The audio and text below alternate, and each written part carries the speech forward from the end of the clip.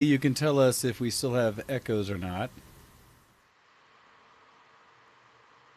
Oh, and more And importantly, I should probably talk. Hey, Hey, bada. swing bada. Maybe I shouldn't say things that are repeating because then they'll think I have an echo. Ha! Let's see. And he's still echoing. Awesome. Grr, you guys. This is why I shouldn't ever change where my computer's at when I'm going to do Game Fest and such. Okay. This is a game. Wait. Now talk. Um. Do you know the story of A lovely lady. Darth? Do you know the story Darth Plagueis? of a lovely The lady? Wise? And that. No, it's a different. I'm trying to reference a meme, but I'm really bad at remembering the exact words. No, so I figured it out, and we are good. Oh, I just pulled up a script and I was ready to read it so that I could fill in the time. I was gonna say, did you ever hear the tragedy of Darth Plagueis the Wise? This is killing me because thanks, friends of the show, fam, as they're out there, and I fixed the problem as I found out where I had a bad button turned on. And what do I get from everybody but, no, it's gone. Look, all of them. All of them are like, no, Ken's normal again. Why do we want this? And they're all gonna just turn off the stream. Like, no, we're done. We wanted Echo Ken. Look, I can turn on and here's Echo Ken. Did you ever hear the tragedy of Darth Plagueis the Wise? And then here's non-Echo Ken. I don't. Okay, I didn't have anything else prepared. You don't know what to say. The dark side of the Force is a pathway to many abilities, some consider to be unnatural. Okay. Sorry about that. As I was setting up stuff for the stream over the Game Fest weekend, doing things back and forth. Go figure. I made things sketchy, or I basically had something turned on twice. And so, yeah, got that. You guys are butts, just so you know. All of you, as you sit there and are making fun of me for having this show working again. You ruined it, Wayne. Is this a new feature for Post 404? Right? Wait, me trying to do a professional show? What's this? You guys make me oh, crud. Okay, so that broke. So you should be happy that this other thing broke now. It depends. Is it sound related? Does it make me sound funny? No, it is sound related, but no, it's our music and stuff, which I'll have to fix before the break, because that's a whole nother issue. Oh, you piece. Oh, I wonder if it's because I turned that off and changed it again. Anyhow, let's go ahead and get things started with the show. In the meantime, as we are still somewhat doing the old format, let's start out with a little bit of dysfunctional deviations. What you been up to, Ken? Well, sir, this has been a really compared to last week where I became a doctor and announced I was moving country and all this other interesting stuff. My week has been rather dull. Today, however, I got to go and visit my dad and my mum, and it's my dad's 60th this coming week. So he's gonna go level up another decade. He's gonna reach max level of Vanilla WoW without ever once having played it. Sorry, classic is what we call it now. Classic. Yeah. He's going to be in New York during that time. So my parents are visiting New York. They're flying out tomorrow. Nice. So that's pretty neat. All right, let's see. But no, I have real nothing else to say. Real quick, because of all the nonsense I was feeling. Let's see if it works this time. It's just the echo. Bada bada bada bada bada. Bada bada bada bada bada. Nah, it was me being able to get the actual drop-ins working as well. Don't worry, more errors to come. And so, yes, as I was getting that fixed. All right, cool. Now, I am excited to hear about your father's birthday upcoming, especially. He is a wizened older man, and yeah, I don't think he looks a day towards his actual age. No, he's so incredibly fit. He's going to outlive us all. No, so he turns 60 later this week. and he'll be in New York at that time. Him and my mom will be doing various things around New York. Nice. Lots of their friends and family have given them like dollars, American dollars, as a gift, That's so they smart. can spend them. My dad's so funny though. Like he was. My mom told me the story about how he received like $250 or something for this trip from all his friends and family, and he was like, "We won't need to spend any more than this. This will be enough for the whole week." And my mom looked at him like, "Are you kidding? This is New York. We're going to New York. This is It's going to be this will be one day's spending." Do you want to eat? Just Yeah, an idea. right. It's like, if you want to have fun. No, that's funny. There, so- yikes. Happy birthday to my father. May he have a fantastic birthday. I'm sad I won't be there for it. But it's even better because he's doing better things than hanging out with me. He's going to be in New York having a good time. So that's good. We've been planning our leaving do. But I don't have much else to share. Most of it's just been all this like moving stuff, trying to make plans. It looks like I'll be still flying over the end of October, and Kitten will be probably flying over in January with the dogs. We're originally planning on her getting the cruise, but we've worked out that's not really actually doable because the cruise is booked. The kennels in the cruise are booked up for the next 2.5 years, and for the only cruise from Europe to the US that has kennels. So we can't do that option anymore, Oh, which no! is cheaper and generally preferable for the dog's safety and health and such. Yeah, no, And that stress seems like levels. such a good idea. That sucks. Yeah, we thought it was a good idea, but yeah, it's a shame it's just not very much of an available thing. Is there? Um, Have you looked to see if there's any cruises that are porting out of somewhere else, like ones that are coming out of the Mediterranean? Yep. Oh We man. did. There is one cruise that goes from Europe to the US, so it wouldn't really solve a problem if we went to like Africa first, because we still have to do the flight, right? So it's kind of a bit of a lose-lose situation, which is a bit sucky, but it's what it is. And that's been my week. So, sir, where have you been up to? Oi. So, admittedly, Yeah. as I have not thought about much about what I've been doing that hasn't been geek this last week, other Well, than you can me- tell us with Game Fest, don't we? Oh yeah, no, I definitely will talk a bit about that. I'm trying to think. Overall, I I went from working, because I was still coming off of this whole. I did Dragon Con, came back for a single day of work, went camping, came back, started working, basically right after that, work again, and then got into the week to then prep for Game Fest. And so just continuous activity for about 2.5 weeks solid.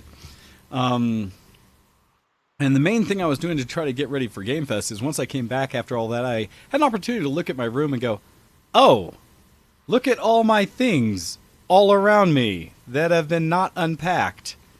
And so I spent most of the week trying to just clean the house for the most part. I know I did some other things. I had to run around more and more because I didn't get quite done in time, or not as quickly as I'd hoped.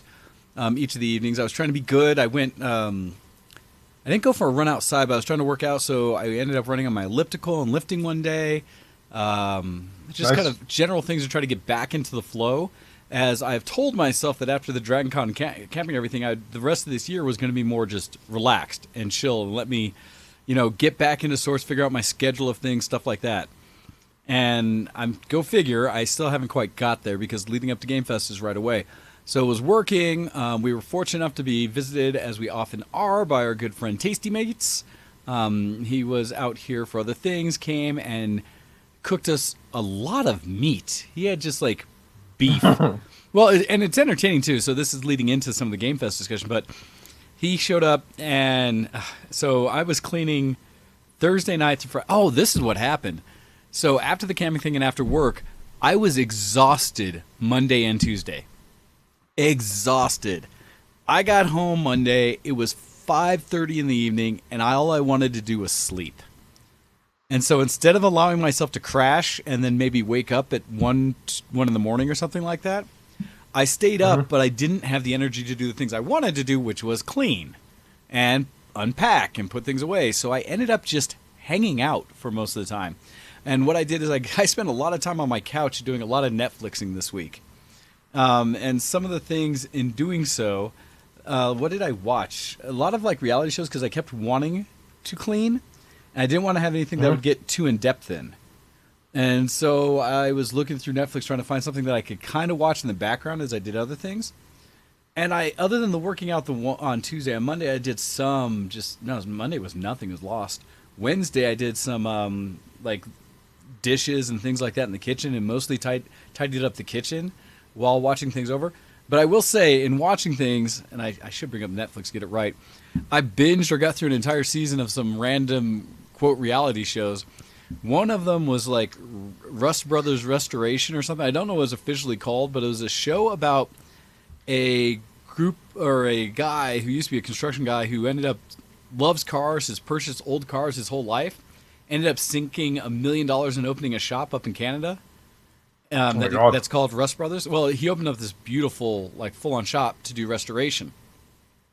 Hired a bunch of his friends and family and started restoring some of the cars that are out in his lot so that he could start selling them and turn that into a business. And I forget where exactly it takes place, but they call it like Rust Valley because there's apparently a ton of these areas on the border of Canada and the U.S. where these groups of people have just collected cars over the years. And so within whatever radius, like 50-mile radius, there's probably a good dozen or so what most people would consider junkyards, but lots of just old cars all the way back to like the 30s and 40s type things, like powered wagons, up through modern for the most part. And so I watched this whole show, and mostly it's because the guy who owned it is just fun. And it being Canadian, I got to hear and see them do all of these things that were just so, to me, stereotypically, like, I want to say hick Canadian in a way, but not country. But just fun to kind of watch him dealing with situations around and having to deal with the snow and ice, but then restoring these beautiful old cars, like old Novas and Constellations and all these old classic muscle cars. So I was talking to somebody the other day from Michigan, who'd lived 2 years in Michigan in a way, and I said to them like, "Oh, I heard there's a lot of guns up there and stuff, but it's not very, it's not full of as you said, traditional sort of hick type characters." He went, "Oh no, that's where you're wrong. Like Canada and Michigan and the sort of like very northern, like cold parts of the U.S., yeah, they're full of like." Either people who like guns either flock there because they can, go hunting and then otherwise be normal people, or they go live in the wild and be these crazy survivalist types. And there's loads of them in Michigan and in like the border of Canada and all around that area. And I was like, what? I had no idea. Well, now granted, they're probably out there in, I won't say the middle of nowhere, but not in the bigger city areas you are. Although where you'll be, and it's entertaining to me, is it's not as, how do I say? I don't believe where you're going to be in Lansing is as big a city as maybe you're picturing it. Just from the to me, it's pretty big though. That's what I mean. For you, I believe it'll be a decent sized city, and I was talking to some other friends about it just because of where you've lived so far. And for them, they were kind of like, "Oh, that makes sense. Okay, I get it." But on mine, as I'm looking, I was like, "No, it's actually not that big a city. It's okay sized."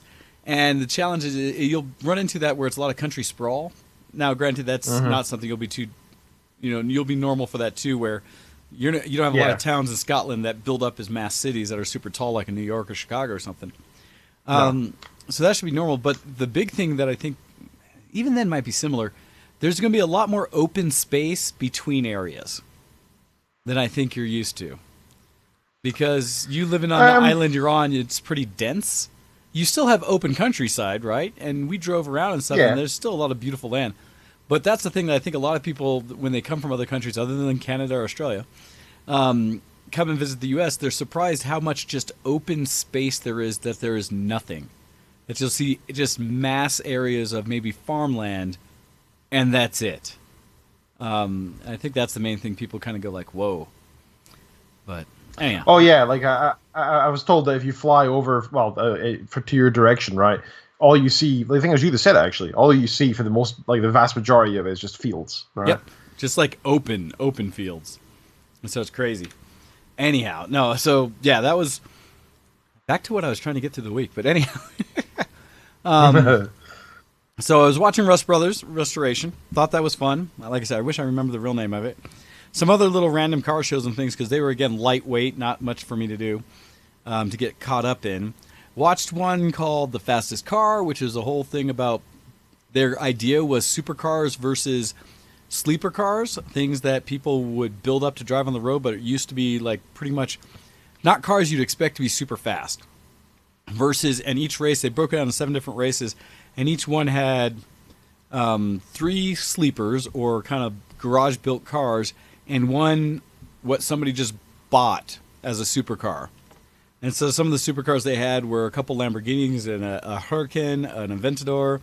They had a Dodge Viper. They had a Ferrari, another Lamborghini. They had at least 3 Lamborghinis.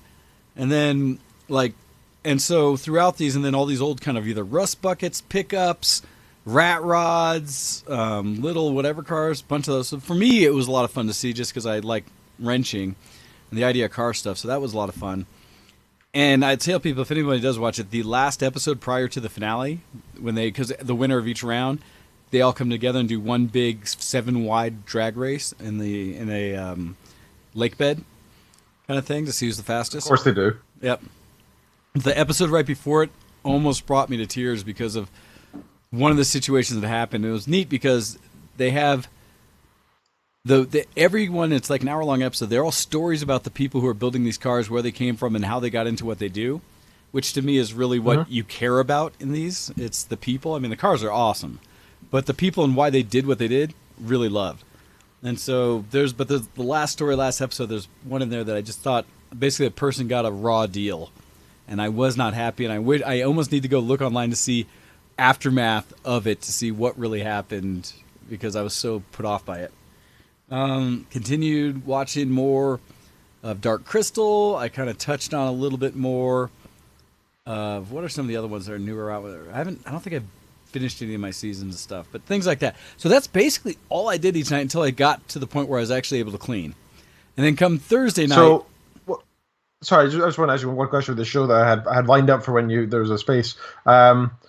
So this reality TV show, is this more like the American kind of reality TV show where like there's gentle rock music in the background the whole time, and then there's like a cut, like there's a split camera every like 1.5 seconds to a different because this viewpoint? Is not a relationship version one. It's more of telling the story of the ones I was watching of building cars. It does discuss the relationship of the people in the building, but they're not specifically trying to find the drama. They're showing the natural drama that comes out of you make a decision to build something, you give yourself a limited fixed time or budget, especially for this shop because they're taking, like a lot of these cars, they're saying that they were hemorrhaging money because he's having to pay his employees. And the challenge was, one of his biggest challenges is he had collected these cars for 40 years and he loves them all. And it's weird because when you see them out in the lot, and again, this is just in Canadian, like outside, out in the middle, nothing exposed to elements, they're rusted, right? Just frames and rusting and all this. So you look and it looks like a junkyard. What's amazing is to see them pull them out, fully restore it, get rid of all the rust, put in fresh interiors, all this, and build up where it walks out like a showroom, beautiful car. So you know they've got skill. And stuff where cars that I would have probably written off looking at where they started, like there's no way you could make this into a good car. And they do. But the drama comes in where, as he's trying to pay his employees and his son and everything, he'll pick a car and like, oh, we should make this one. I've always wanted to build this car. It's why I bought it for this, this, and this. And I'll give credit. The guy who owns the place knows cars and knows his lot and knows where parts are everywhere because most of these cars have been stripped down at some point as a start of a project. And then all the parts were thrown in a bin somewhere else or in the back of another car or something like that. And yet he's able to tell people, oh, no, go check that thing over there. Or, yeah, here's the frame. It's back here. And we got like 3 other versions of this car as loaner cars for parts over here. And so it's kind of just crazy to see. And yet you know how how much this is his life and his baby. And the problem is he'll go and build a car and then he won't want to sell it. And they're like, of course, it's a business, bro. It's a business. You have to turn things over. And constantly his son's trying to say, like, I want my dad to be successful. He's basically 60 years old doing this on this business and sunk his life savings into it. And he's making poor decisions. He's building things that he wants, not that are going to sell. Or when they took in a couple things from other customers who brought him a car and say, we're this far in a project, we need you to finish it. And then he had a problem of under quoting them. and then wanting to do the build beyond what they really could afford to, because putting extra hours in, finding extra rust to fix or things like that, and initially helping the guy out where they maybe only made a couple $1,000s profit off of a very long build. And then later learning, you see him grow where he talks to another customer who runs the same problem, where once they start stripping things, they find out how much Bondo was originally in the car, how many holes were in it, how much crusted rust and stuff. And he goes through and at least another time he does it, he talks to the customer, brings him back in and says, we have to fix this or it won't be safe. If we do, it's going to take this much time, cost this much more. Do you want us to continue? Because we will not work on this car any further unless we can do this, because it wouldn't be road safe. Of course, yeah. Things like that.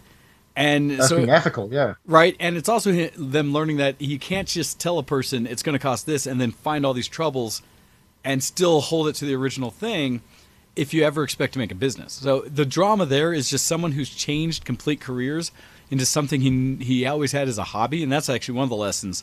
A passion and a hobby, and then realizing how hard it might be to turn that passion into a successful business. For me, that was like a big part of like lessons learned throughout the whole series, because I know tons of people who, and you hear it all the time, at least for me, a younger generation, who all want to be basically famous doing whatever it is they love, you know, somehow be super rich doing something that they just love without really thinking about the business aspect of it and how much work it really takes. Yeah. Yeah. And so I'd say that's more Absolutely. where the drama of the show was. But most of everybody was like chill and happy and working together. And there's some parts where they get frazzled because of limited time limits and stuff like that. But it all comes out pretty fun. Nobody has you ever a point where you're thinking these people are going to hate each other. It's more just like they've known each other forever. They had a tiff because someone made this decision for that. Yeah, but well, that's just real life, right? I don't mind reality TV shows that have a realistic view upon rivalry and fighting and stuff. That's fine, that's expected. But the reason I ask is because I know reality TV gets this bad name because there's so many bad reality TV shows out there. God, well, there's so many that almost feels like Jersey Shore and Geordie Shore and all these things, right? But I've recently learned in the past couple of years that there are good reality TV shows out there. For example, I thoroughly enjoyed Survivor Man. That was such a fantastic series. Gotcha. Really, really loved that. Yeah, it was. Yeah, so I like good. the ones that are about either teaching you something, showing you an experience, that are more like a documentary without it being scripted. Where the reality TV shows are almost problem because they're trying to portray something as being real situations and reactions that almost feel scripted. Because they're trying to create drama, they're trying to, and that's where blah. So I do not subscribe or like those. But that's why the Rust Brothers ones I actually really liked, and I hope season 2 will happen. You know, the way it ends, we won't know until next season. But we'll see. Anyhow, so did those. I basically got through sitting on the couch Monday and Tuesday. Wednesday started cleaning some. Thursday, because I knew next day's Game Fest, I got home from work and stayed up late cleaning. I got everything in the house basically put away. Moved the stuff for the cats upstairs so that they'd have a place to hide from everyone else. At the same, and partly it's because what is it, on Friday we always do the general just gaming, have fun kind of thing. And I didn't even know how many people were really going to show. This was kind of a lighter Game Fest as a whole. But Friday night was fun. A bunch of random people or different groups of people came.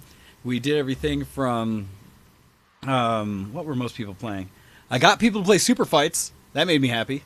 So I invested a few decks of that.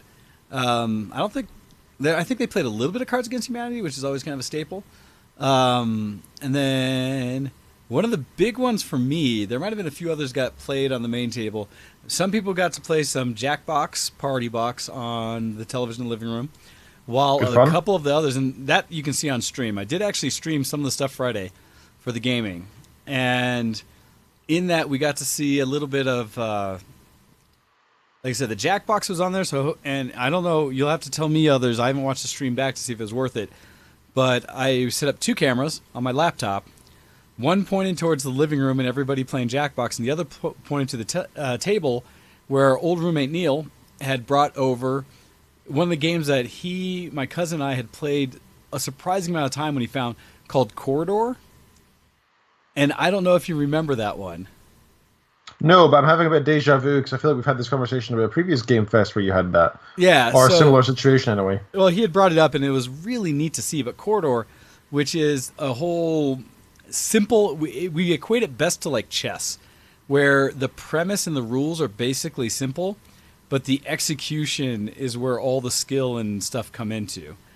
And yes, it was one where I didn't realize, Copy, you had jumped into the stream. That's awesome. While Jackbox was going, she was one of the audience members. Sweet. I was good for you, too busy playing other things, just making sure the stream was up, that I wasn't sure whether that came across well or not. So I loved the feedback. Anything you could let me know that if that worked and if I should try to continue to do that in the future, if that was entertaining or not. Anyhow, but we played Corridor, had a couple of my Aussie friends in there playing that for the first time. That was a lot of fun. And so just kind of the whole overall evening was good times. I think everybody had a good time with that. As a transition, we did, as always, play some Rock Band. So for better or worse, you can see some of that as well. I didn't get as drunken as I would normally to be singing all of the songs, but did get a few up there. So, yeah, that could be better or worse. Then, yeah, no, bad. But that's kind of how the night went. We did have more people that kind of stayed downstairs playing some games versus last time where everyone was playing board games upstairs, but it was a good time. And we transitioned that over to the regular gaming things, where this one I wouldn't put down a whole ton of games being played, but there was some fun. I tried to stream several times throughout the weekend, and thank you, Copy. I know you were a big supporter this weekend. I know you caught a lot of the various game streams. I didn't have it scheduled out how I'd wanted to, but I did get into, I think I streamed a little bit. I don't know if I did the ARAMs as such, but I know I streamed a little bit of Tom Clancy's Rainbow Six Siege that I played with Campo and a couple others. That one was a good time. A little bit that I played of it because that's a game I'm not good at, but I at least can point the kill end of the gun towards the bad guys. And so did actually kill a few, just didn't win the objectives like I should have. And then jumped over to, what else did we play a good share of? I wanted to, and there were people playing Borderlands 3, but I have yet to acquire it. I didn't pick that up yet. So did not do that. Yeah, I've heard a lot of bad things. Really? Yeah. I'll be curious to hear more because I just have not really touched it. Yeah, I've heard people crapping all over it because it's apparently not at all optimized for PlayStation or Xbox. So people have been playing it, and you can choose to either play it in, I think it's like 2 modes you can do in the settings. One is like optimized for gameplay or optimized for graphics. And even in the optimized for gameplay setting, it stutters really poorly. Like there's horrible FPS on both Xbox and PlayStation Pro. PS4 Pro at that. So yeah, it sounds. I'm guessing it's probably made for up-end PCs, and it was supposed to get properly optimized as in worsened for consoles, but they didn't worsen it enough. They probably had the cell shading set too high or something, so it stutters. Interesting. Or maybe it's specifically people with like 4K HDR that is being trying to do very specific things generated for. Yeah. So I don't know. And I tend to agree with your comment there, Copy, of who plays console? PC Master Race. But so I was going to jokingly say something very similar to say, okay, but you haven't told me why it's bad. But okay, I've also heard that people are crapping over it because the amount of advertising space that they've paid for is insane. You'll see Borderlands like advertising everywhere. Oh yeah, in Times Square and everything. It's been on buses. I've seen all around my hometown. Yeah, no, there's it's a ton everywhere. That's gone into it. But how's that affect? But it's also the the type of advertising as well. The problem is like they've been aiming it for a much younger generation and doing stuff like people are dabbing yeah, and it's stuff like that. So, they're saying that, it seems like they didn't spend any time optimizing the game and making it work on, the majority of the places that they've tried to place it, platforms to try to put it. Well, and so instead again, put the money into advertising. Well, it sounds like they focused on building the game for the people that matter. And when they were just going to go for the cash grab of adding all the other people who shouldn't really be trying to play first-person shooters on their systems, that they may not have done the right job optimizing. But I haven't heard anything about the gameplay part of it. Is it still Borderlands? The only thing I've heard so far that was gameplay related Gameplay looks good to me. Is that some people said that some of the boss fights were a bit bland. That's the only thing I've heard that was a criticism so far of the actual game. That's why I am curious on that aspect of it, and I haven't touched it yet. I hope to at least see a general review And so we'll see from that. But I have to ask, because the problem we had is we had Tom Bad Guy and Kuro playing together, which I did not expect. Partly because Tom Bad Guy does not play FPSs. And it was funny because the one time somebody asked him specifically was like, it's garbage. But he's like, but I don't play FPSs. And so it's one of those like, okay, I don't know what that is. Okay, Earthweaver, when you say dabbing is no longer for the younger, it's for those that are in their early to mid-20s now. I just think it's been around too long and they've grown up further with it, so they still have it. But it is way below my existence. So, well played, Copy. Well played. That's how you dab. And so, I don't know. You're right. I did see a lot of the advertising when I was at Dragon Con. They gave me a Psycho mask, which I have down in the basement right now, which is neat, as well as some posters and such. So they definitely advertised, and that's why I was hoping the game would be huge and big. I have seen a couple basic comments from people saying that they've been playing it and enjoying it, but again, no details. So that's on my list. We'll see if I do. I saw people playing that a little bit. We had people playing some WoW Classic. A couple of people were playing that together while they're running. Saw some Diablo 3 being played. I also jumped on, like as Copy says, some League of Legends. Got to play that later last night with my brother, with Earthweaver, as others were filtering in and out. Also with groups, what else did we play?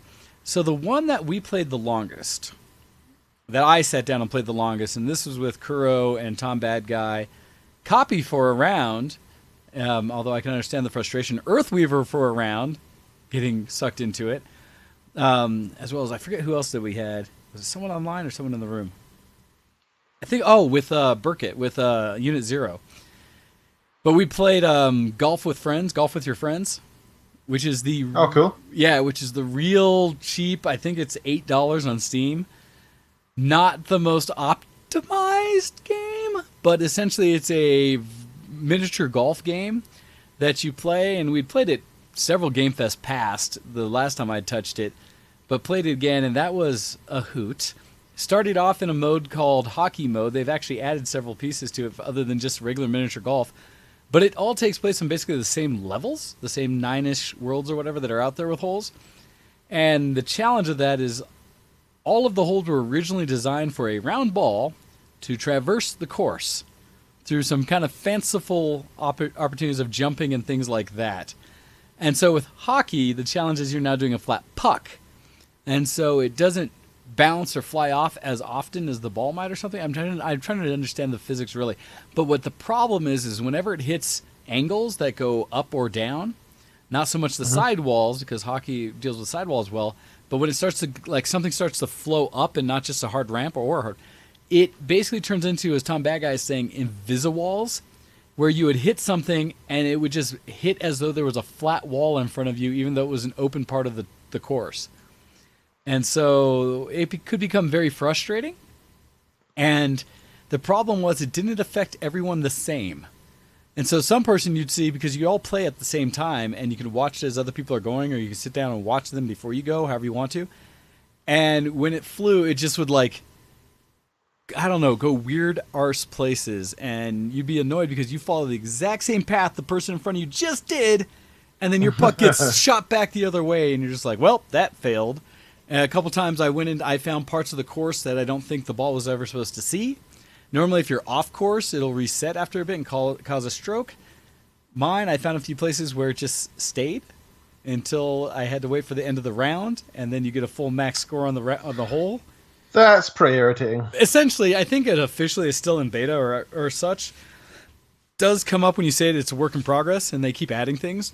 But it was frustrating because you want to play the game. The thing that makes it fun is because it's not truly serious. And so you're just like, whatever, go. And it is a challenge. There's a point where, and I know Copy was frustrated, but I know my brother was, I was at times. Because as much as it's just a fun little game, it's still, you suffer all the good and bad of golf.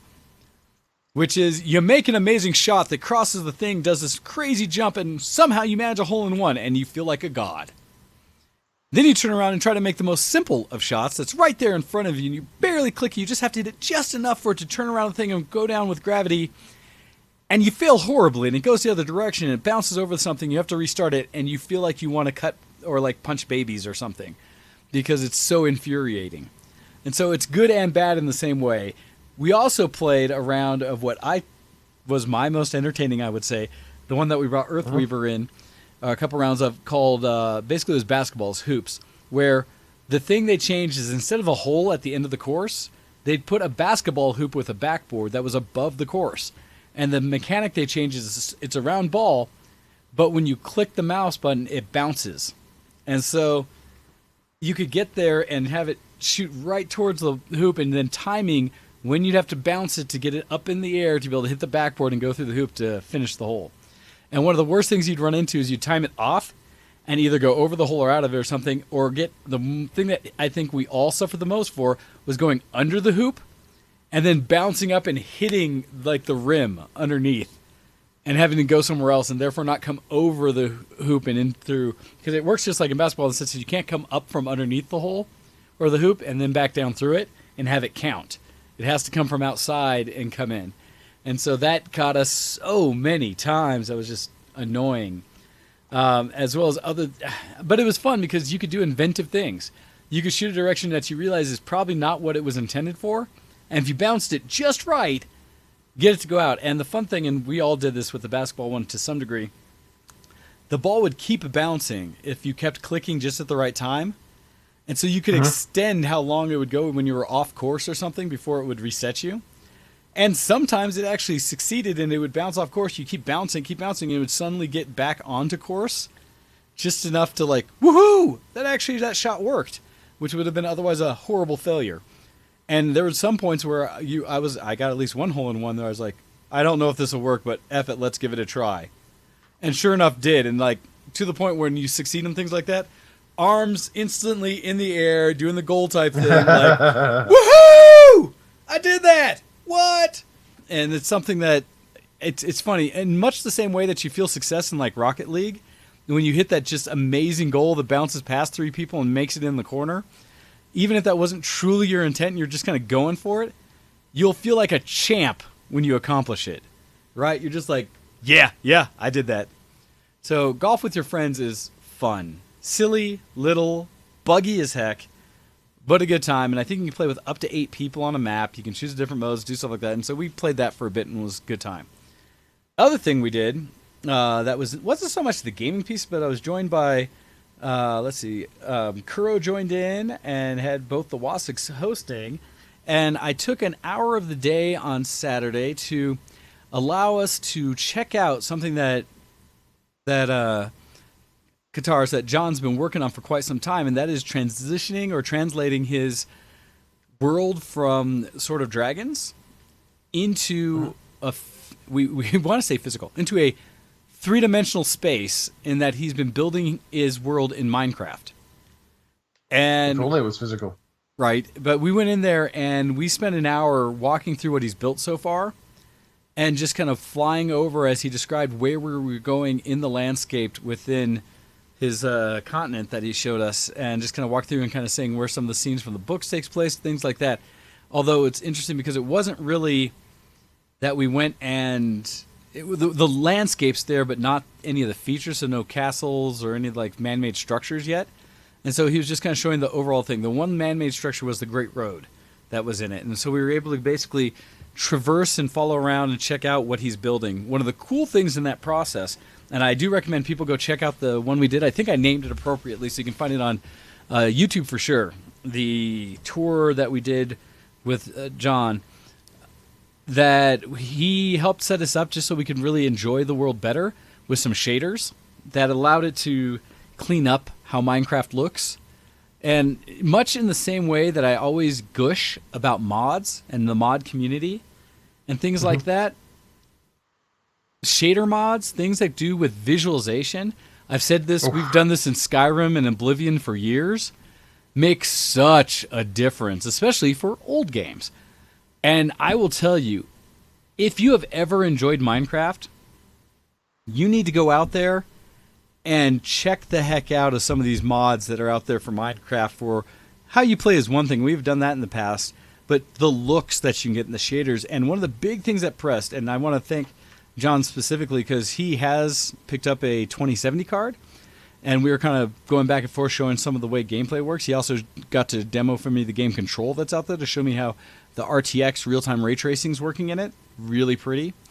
But one of the things that they've also done a lot with is people have been building these kind of different mods and shaders in these old games, and so there is a ray trace mod out there for Minecraft. And we looked up, I forget the name of it off the top of my head, but he helped me get it installed.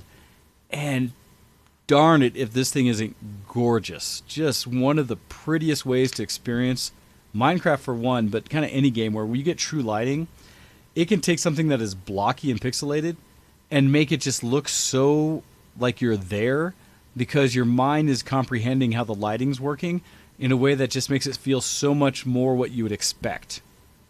And there's moments where sun rises and sets or the sun streaming through trees and stuff that is just phenomenally gorgeous. And so... Yeah.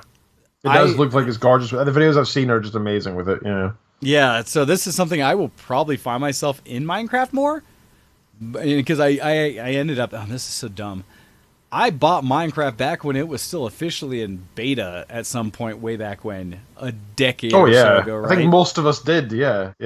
And the problem is, I tried to go since to... Oh, there he goes. Thank you. Thank you, John. He put in Sonic Ether's Unbelievable Shader mod. That's the one that I think we were both using in this one. That is just... It actually, basically, he's built his own ray tracing into the game. It does not require the RTX cards to accelerate it. It's done in an old enough game, so it's able to do it through CPU. And truly give you some amazing visuals.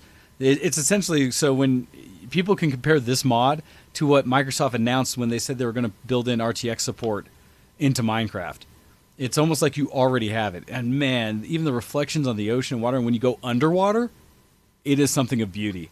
It is something where I want to see someone take that same strategy and find a way to put that into Skyrim. Talk about something that would take me back and make me go back and play old games over and over continuously. Find me more ray tracing in old games, and I'll go all over the place. So it's so good. I'm probably going to play more Minecraft now because of. But no, I was telling you, I tried for the last week, knowing that we were going to do this, to recover and find my account that I'd originally used, and I'd logged in. I could have swore I used every email I knew, and all of them I had to like reset password, this and that. I think I inadvertently created 2 more Minecraft accounts, Mojang accounts, with my other ones because the interface is the same whether it was one I either already had or didn't. In the end, I never found my original license or account, so I ended up buying it again. But so, I've been tempted to do that as well because I've been completely locked out of my account as well. So I've just been playing on PlayStation, which is cancer because the fact that they force you to buy texture packs, etc. Oh God. Also, I know this is not the time for articles, but I wanted to mention one very briefly this week. If it fits, jump it in. This was 18 hours ago. This one was posted, and it says Minecraft now numbers 112 million players each month. Now, remember, Minecraft was originally released on the 17th of May, 2009. Okay, This is over 10 years old, right? And on average, well, at least in numbers, 112 million players each month. That's the kind of numbers that any MMO would be like, hey. Oh yeah, like that's the thing with Minecraft is pay once, right? You don't need to pay over Essentially, and over. It's pay once, but they do also have their server hosting service where you can pay them to host a server for you. So they kind of found a way to tweak both, which I think is actually really darn smart. Because that way you buy the game once, but if you want to play it with friends and don't want to have to deal with setting up your own server and managing it, boom, there you go. So that's actually really smart. Mm-hmm. And it's actually a really nice system, their Minecraft Realms. I recommend it. If you want to play with friends, even just on and off, it's a nice system. And it will back up your world somewhere nice and safe. That is pretty awesome. Now, if only they could find ways to help you remember your account you created 10 years ago, so you didn't have to buy the game again. Well, that would be inconvenient for them. Inefficient for them. I already did. But yeah, no, it's one of those that got it, but it was worth. And that's the thing. I actually don't feel bad about it. It was worth it because, one, getting to run around with John to see the world, to see sort of dragons and what he's been doing with that, and can't wait to see more. But also, it just did reinvigorate me to play it again. Because also, they've updated the game. And there's so many new things that I hadn't seen there in the base game, let alone all the mods you can do. Just, I was running around, I realized I hadn't ever really seen horses in the game. And I went and found one and jumped on it, and it kicked me off. But it was sitting there just there is so much more. And then I see all these mods that can make it even bigger. And I need to spend some more time there. So that was really cool. The other thing that I played just a bit of, and mostly today, with Crimson Shadow, we went and played some MechWarrior Online, because it is still a great game. And I've always enjoyed it. And it's funny because I haven't touched this thing, again, long enough in that how many updates they had, when I first jumped into a match, it had reverted all of my settings back to square 12:7 resolution, which I don't know why it reverts to that. As well as little mode things where if you press forward, it doesn't, once you let your finger off the trigger, basically, it slows down again. And so it basically has it where it's like pushing the gas in the car. Once you let off, it slows down. I treat it like a tank. You set the throttle to something, and it stays at that until you want it to do something else. And so when I was first playing it, I kept start, stopping. It was just terrible. As well as all my weapon groups are out of order, so it's always Alpha Strike, shooting all your guns at once versus rotating your ranges or your heat and stuff like that. And so after figuring that out and jumping in again, Crimson and I went and I pulled out some of my favorite mechs, and man, did I do well. I mean, I'm low tier because I only play the game once a year maybe, but it was a lot of fun. It's another one I need to play some more, especially because MechWarrior 5 is on its way, and I know I'm going to play that because that'll have a campaign and everything. So yeah, that's mostly what I saw, what I played, and what I saw around me being done at Game Fest this weekend when it came to all the gaming. Lots of socializing. Like I said, we had more of Tasty Meat. We had a lot of people bring food that we actually cooked pretty much all of this time. Shouts out to El Campo's wife for bringing a coconut Oreo cookie soda cake. Okay. Which was awesome. Basically, put a little bit of soda in the batter, and it makes it really aerate as it bakes, so it gets very light and fluffy. Cool. And the topping of it was a combination of broken up Oreo cookies and a whole bunch of coconut flake. And it was just dang good. So we ate well, drank well, merriment and all. It was nice, I'm sure, for others for their first time here, since I don't have any roommates, that I had 2 open bedrooms for people to use, as well as extra bathrooms and things like that. So I don't think anybody was having to wait in line for the bathroom or such. As well as people weren't all just sleeping on the floor or corners. There were people that took each bed. And so I think that was nice for everyone involved. But yeah, it went well. And there are still some folks hanging out here. It's fun because as those who are in the chat, thank you very much, listening to the show as they're also gaming in the basement right now. So I appreciate the support. So yeah, no, it's been a good weekend, and any of them that are listening are welcome to come up here and join if they want to share their thoughts. But that's in general what I saw, felt, and enjoyed from this week, and this weekend, as I have now hopefully finished up and ready to get back on track with life. So cool. Anything else? And I do need to go back. I do really want feedback from one copy, because I know you did, but anyone else who watched any of, or if anyone goes back and sees on YouTube any of the videos from the event, was that something that was worth me investing more time and effort on to make better? Was it entertaining? Or was it just something you did because you like me and you want to support? But I do want some honest feedback on that. All right. With that, we do actually have, as I guess I could say, officially turning into more of a... I'm a geek. Are you a geek? Geek cred, level up!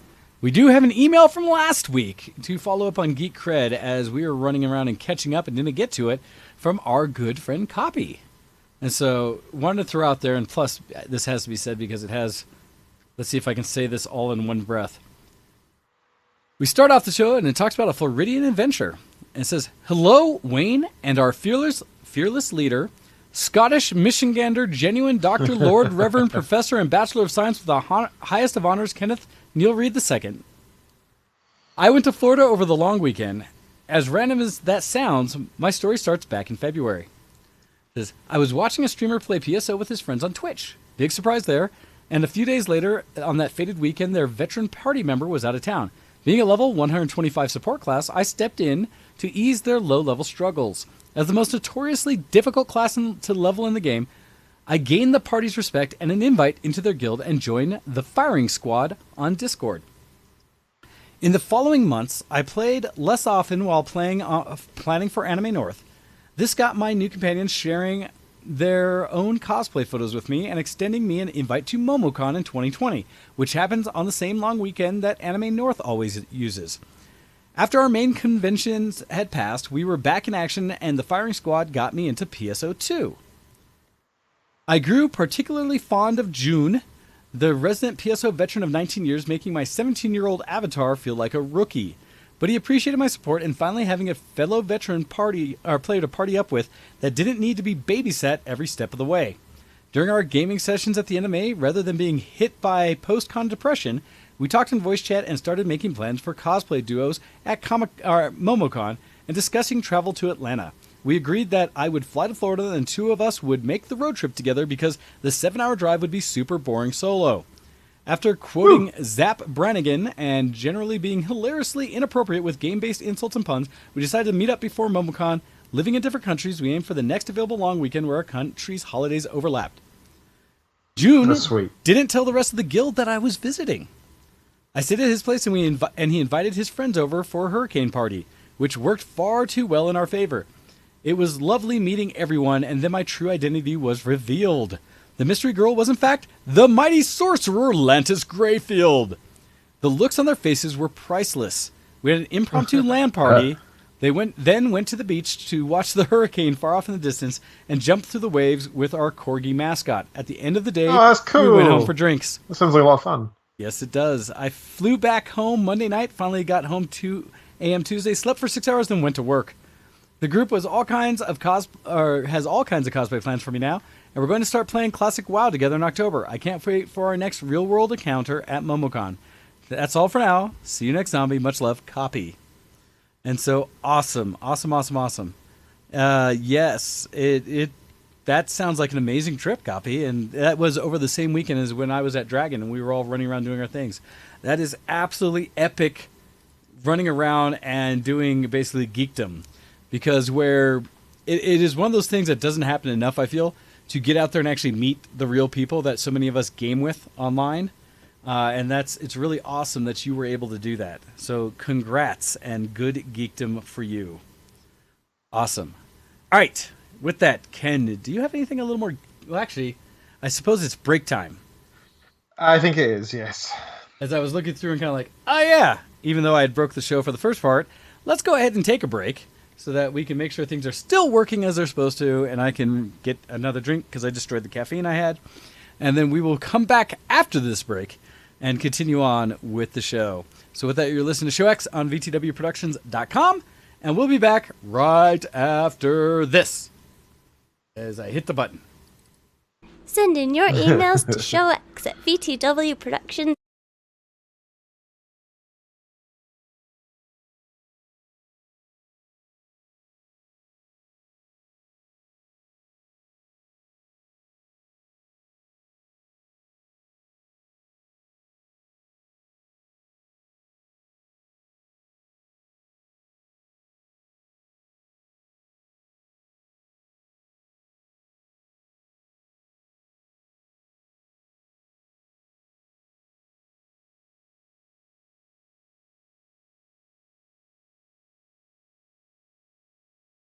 Okay, you guys can hear me, but what the heck?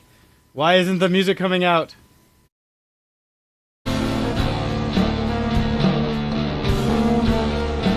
If you'd rather, I could just sing it.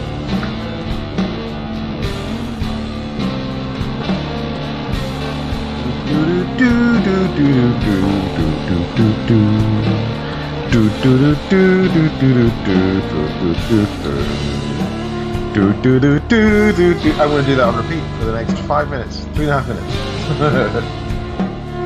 Turn on the echo.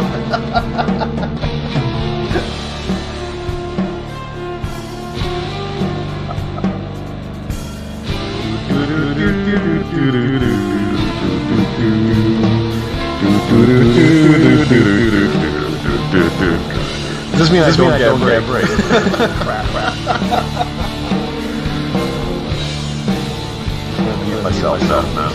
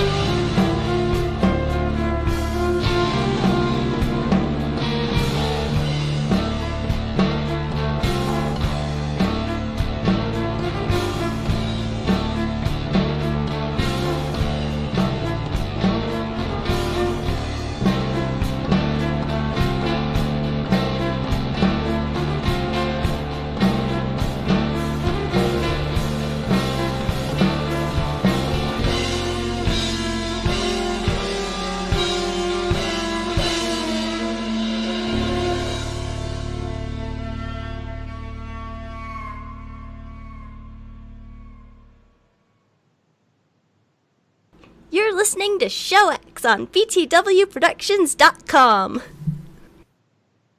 Hey everybody, welcome back to the show. And yes, I appreciate the feedback copy about our artwork that we have gotten commissioned to hopefully liven things up and let you know what we're all up to. Of course, now I feel like I need to do like a multi version of it to show the echo that you all apparently want on this feed. Am I still echoed? Have you unechoed me? No, I have unechoed you because I refuse. As much as I listen to the fans, I refuse to compromise. Next, we need to get like a modulator, so it's like a as a talk, or wow, so that I sound like a lead guitar. Yikes! Ouch! Ugh. As I mess with stuff, and now I'm having modulated now.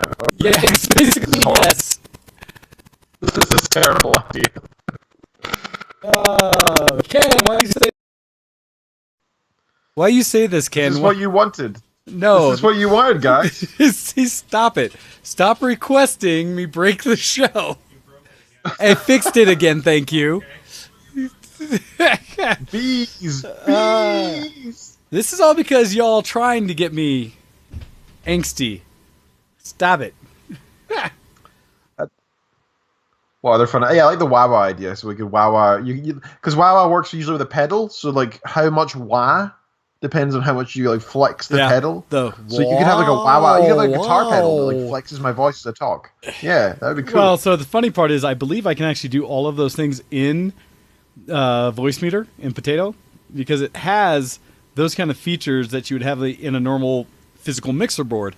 And so I believe I could actually, because it has reverb, it has delay, it has all these other kind of features I could probably do if I really wanted to, but no. Y'all killing me. Enforced robot mode. And then Copy quoted me saying, "This is what you wanted, Ken." Right? Like, thanks. Now I sound like a predator. Great. You guys are killing me. All right. Anyhow, let us continue after all that nonsense. So, Ken, what have you been doing that's a little more geek this week? Good question. Yes, normal show stuff. Hey, talk whatever you'd like to. Yeah, I've been playing a little bit of Hearthstone here and there, but not much because I'm not really happy with my decks. I don't find my deeks. I don't find them Uh, very powerful. My deeks are not very powerful. Let me tell you, My Ken, just so plural you're aware, and plural people, I don't know if deeks. this came through on the, if I was saying it while I was streaming, but we had a whole discussion about Scottish Deeks, this Game Fest. Because when we were playing, I want to say when we brought out Super Fights, and I had to put together the various dicks, the Oh yes. table learned about how we talk about it on the show. And so we got to share in how everyone deals with each other's dicks. And it just went back and forth for quite a bit. It was, yeah, I it can't was something. remember. I can't remember who first came up with it. I think it was this was about 8 years ago or something. I think it was like Fernurian or somebody. I think maybe Fern or like Volasil or something. And we were all in like well, it wasn't Discord. It was It would have been either Team Ventrilo. No, that would have been Ventrilo Ventrilo. maybe. That was back in the Yeah, that vent would be days. Ventrilo. Yeah. Come on, guys, let's get on Vent after the show. Let's get on Vent after the IRC. That was Uh-huh. us back in the days. And yeah, somebody was like, we're talking about Hearthstone, and I think it was like, Fernurian was like, have you guys seen my dick? And we're like, what, man? What did you just say? And I was just like crying with laughter because he was talking about how his dick wasn't powerful enough and it left him unsatisfied. And the other person that he was involved with, playing the game with, Yeah. very unsatisfied. Yes, it's And, unfortunate. yeah. Yeah, I'm sure everything just happened too fast. You know, it was done before he And, knew it. Yep. His dick was full of purples, and we're like, what?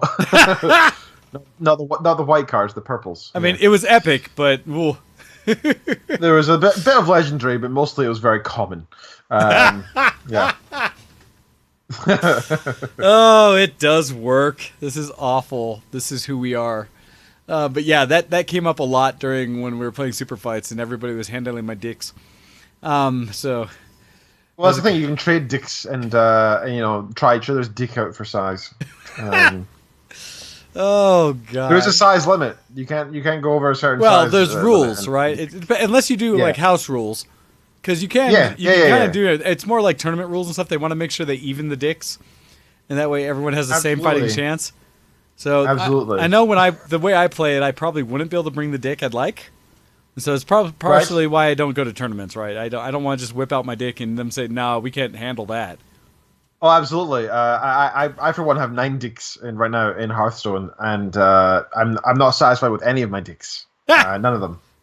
So yeah, I've just not been enjoying it so much this past week. But it's still fun. It's just I don't know. I enjoy the solo mode more, I guess. So I'm only hopping in once in a while. I only played like 3 or 4 games this week. Oh, I cannot think about so- this right after this. Continue. I don't know what you're talking about. I'm just talking normally here. So as well as Hearthstone, I've been continuing my reading challenge. So I started reading. I think I said this last week. I started reading Marcus Aurelius's Meditations, and I read a lot of it before, like a couple of years ago, but I'm trying to properly read through it now. And the problem is that I've only gotten a few pages in because after every page, after every sentence, I'm writing notes of things that I would need to understand. I have like a vocabulary list of words I want to learn that I don't fully understand in the context or whatever. And I'm taking notes of the things that I feel are particularly speak to me or whatever. Right, I want to learn from them. So I'm reading through that very, very slowly, and as such, I found that. So originally I got that as an audiobook, but I found that it was just way too much to take in as an audiobook, and I couldn't read it as an audiobook. Yeah. So I've been reading it as a real book now. I'm actually reading the physical thing, which is unusual for me. So as such, I still want to read something while I'm going back and forth in the car and such. I don't want to just not read it and listen to music. I enjoy music, but music's more of a background thing for me. I don't actively listen. So I have decided to start reading. I wrote it down. It's called "Off to Be the Wizard," and I can't. Maybe it was one of you guys who recommended it to me. I can't remember. It was in my wish list. But it's a very. I'm how far into it? Actually, I only started reading it yesterday, and I'm a third through it already. It was quite cheap on Audible. I got it for £3, so it was actually cheaper than a credit. So I just bought it outright. Oh, nice. So basically, all I knew about the premise of it was a guy who was going to become a wizard, in like the real world, Oh, and his adventures. I didn't really know anything about it. When books are recommended to me, I don't try to say, oh, well, maybe if I like the sound of it, I just go, yeah, sure, I'll try it out, because I think that's a better way to experience things that are outside your comfort zone. yeah. So yeah, I got added to my wish list, and since I was looking through for cheap books that I could just buy right now instead of having to buy a new credit, I saw that was cheaper than the credit price, so I just picked that up. And yeah, I've been enjoying it so much that I'm a third through it in a day already, and I've been quite busy, so I've been listening to it while doing other stuff. Oh, nice. But it's really good. I didn't realize it was going to be so geeky. Like I knew it was going to be. I thought it was going to be a fantasy book. It's not. Kind of. It's almost sci-fi, even though it's medieval, based in medieval times mostly, and it's about what would be perceived to be magic. It's actually sci-fi. Is it because of like how technically. they approach and learn or explain the magic? Kind of. But it's more the opposite end. It's more like they discover the means to make magic and eventually work out how to make magic with this means, right? So it's a sci-fi thing. But I'll tell it's not like I'm giving away the plot. I'm sure this is on the synopsis. Basically, the main character is like not a hacker or anything. He's just an IT guy who enjoys exploring the dark web and the deep web, and tries to see if he can break into behind firewalls and stuff out of personal exploration and learning more than anything. He doesn't do anything malicious. He just does it because he's just bored, really. And he breaks into this random server somewhere and finds this like 5 terabyte or 5 petabyte text file. He's like, that's weird. And he starts looking through it, and just on a whim, he just looks for his own name and finds it. And in there, he finds a bunch of variables that were not like didn't have any explanation to what they were. But one of them stuck out. It was 5'11", and he thought that looks like my height. But then he thought that doesn't make any sense because I've always written 6'1" as my height on everything, on every form ever. Okay. So why? So how could this be my height? That's weird. So he decided that maybe this is they have a record of my height, and they somehow got the real one. Well, I'm going to change it to the one I think it should be, or I want them to be, or want them to think is, right? So he modifies it, hits save, and then he walks away from his computer and he goes to the bathroom, and he's like, "Oh, the top of the bathroom cabinet is really dusty." He says, "That's weird. Usually when I look in the mirror, I can see my eyes, like I can look directly in my eyes, but now I can only see up to my nose. That's weird." And he's like, that's just odd. Maybe it must have fallen slightly. Maybe the house was settling and the mirror moved slightly or something. Who knows? And then he walks through to his kitchen and he notices there's lots of dust suddenly, and he's cleaning. He's like, what's going on here? And he goes and measures himself, and he's like, it says 6'1". Well, I guess that's not out of the ordinary. That I could have grown since the last time I was measured. I mean, it's only 2 inches, and it was, or 3-4 inches, and it's been a couple of years since I measured myself, and I'm in my 20s, so yeah, it's possible. Maybe I grew. And then he sort of goes and watches the TV for an hour, but he says the book describes that he wasn't really paying attention to the TV for an hour. He just found himself like going off in a wonderland of thoughts. And he goes back to this file, he changes himself back to 5'11" and saves it. And he's like, okay, that was just silly. I'm sure that hasn't changed anything. I'm just going to go to bed now. And he starts going towards his bed, and then he picks up a pencil and measures himself straight away before he has a chance to go to bed. Looks at it, he measures himself 4 more times, 5'11" again. And he's like, what's going on here? This is weird. And so, yeah, he starts exploring. I'm not going to go too much further into what happens. But yeah, there, what you described is when you get access to your own player character sheet. So it's not just his own player character. character. I figured that, but at least that specific one, yeah, it sounds like he got hold of his stat sheet. Right. And so, yeah, basically he begins exploring this new power that he has. Being a kind of like my level of programming, he's not an expert, but he can get his way around, right? He starts modifying some other stuff, working out that he can teleport, and then he eventually realizes that he can time travel, but only into the past. So he sets up a little app on his phone because he doesn't want to have to like hack into the server every single time from a specific computer. Love this. So he makes a little app on his phone that automatically connects to the server, automatically modifies something, so he can automatically change certain variables on the fly. So he has like a emergency escape button that teleports him to the year 1300 or something. He has one that teleports him back home. He has one that adds $1,000 to his bank account, and so on. Right? He has a couple of these, and eventually things go awry, and he has to escape his modern time and go into the past to escape the authorities because he screws up. But it's a really, really enjoyable book. I gotta say the voice acting is some of the best I've ever heard on Audible. Oh, It is wow. really good. Like he can read a single sentence that has like, okay, imagine you're in a panic situation and you're trying to explain something quickly to somebody while also trying to, I don't know, like escape or something. So you're trying to like, okay, and in the scenario, he's trying to say goodbye to his parents, but he's also trying to get certain things in the house ready before he teleports, and he's also trying to do some other things all at once. So he's trying to like lovingly say, "I love you. Don't believe what they say. I'm going to jump out. I gotta go. Where's this? Where's that?" And he's jumping from different like tones and types of speaking. Like he's trying to like tell off his dad for speaking over him because he's not got much time, but he's also trying to like be loving and say that he's like, I love you guys, Yep. and all these different types of speech. But the voice actor can say like these 15 words, each in a different tone, succinctly, and make it sound like it was. It was fantastic. He's conveying that kind of energy in the scene of what's really happening all at once. Really well. Wow. Yeah, I was blown away by it. So this is the most enjoyable voice acting I think I've heard yet in audiobooks, and I've heard a lot of good audiobooks. It's also a really fun book so far. I'm only a third in, right? But I found myself really intrigued by this idea because the way that it plays out is so unique. I haven't seen anything like this in the past. So I'm really, really thoroughly enjoying it. For those who have become interested at all, it's called Off to Be the Wizard. If anyone's interested, Audible, and you don't have an Audible, Audible has a special feature where you can receive your first ever audiobook for free. Yep. So if any of these books sound good to you that I am ever talking about, I can send you a copy. So long as I own it, I can send you it for free. Oh, nice. Only once. So if you want a copy, let me know. I'll happily send it to you. All you need to do is give me your email address privately, not publicly. Yeah. Pure security.